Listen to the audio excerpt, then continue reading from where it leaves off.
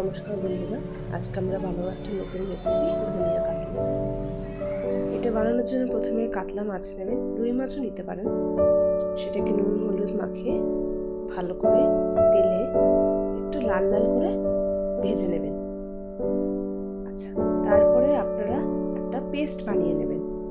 কাঁচা লঙ্কা, ধনেপাতা, আদা, রসুন, টমেটো এটা দিয়ে একটা ফাইন পেস্ট তৈরি করে নেবেন। তারপরে কড়াইয়ে যে তেলটা থাকবে ওটার মধ্যে কালো জিরে ফোড়ন দেবেন। কালো জিরে দেওয়ার পর আপনারা ভালো করে এবার পেঁয়াজ কুচোবেন। পেঁয়াজ কুচোটা তেলের মধ্যে দিয়ে দেবেন। এটাকে আপনারা ভালো করে নাড়াচাড়া করবেন, সামান্য একটু লাল লাল করে ভাজবেন।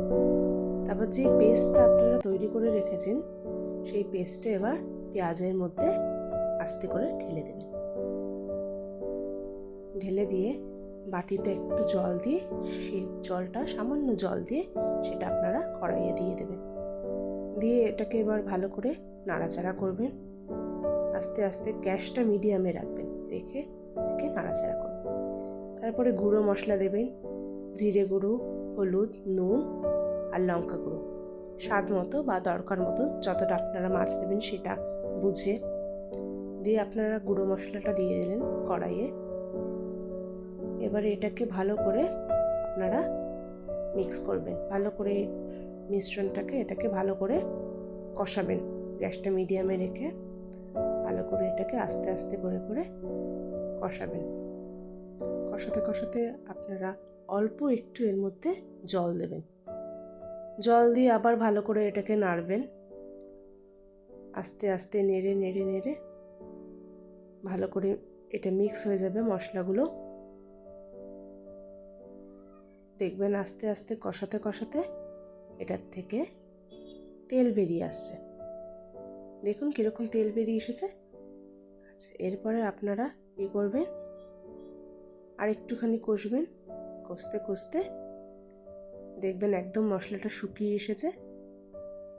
তারপরে আপনারা একে একে এবারে কাতলা মাছ যে ভাজাটা করে রেখেছেন কাতলা মাছের পিসগুলো আপনারা কড়াইয়ে একে একে করে দিয়ে দেবেন।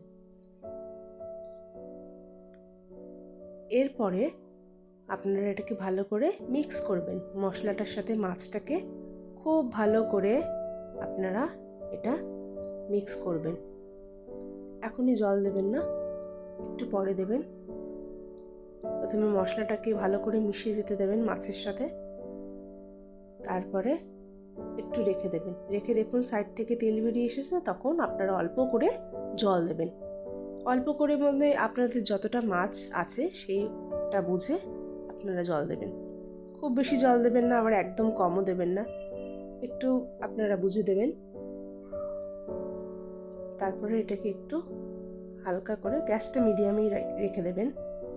এটাকে আপনারা হালকা করে একটু ছেড়ে দেবেন, নাড়াবেন না। দেখবেন আস্তে আস্তে সাইড থেকে তেলটা বেরিয়ে এসেছে। ঢাকবেন না, ঢাকা দিয়ে রান্না করা দরকার নেই, এটাকে খোলায় রেখে দেবেন। দেখুন সাইড থেকে কীরকম তেলগুলো বেরিয়ে এসেছে। এবার এটাকে আস্তে আস্তে, বেশি জোরে করবেন না, মাছগুলো ভেঙে যেতে পারে। তাই আপনারা এটাকে অল্প করে লাস্টে একটুখানি চিনি দেবেন স্বাদের জন্য। আপনারা মাছ বুঝে অল্প করে চিনি দেবেন, দিয়ে আবার এটাকে ভালো করে নাড়াচাড়া করবেন।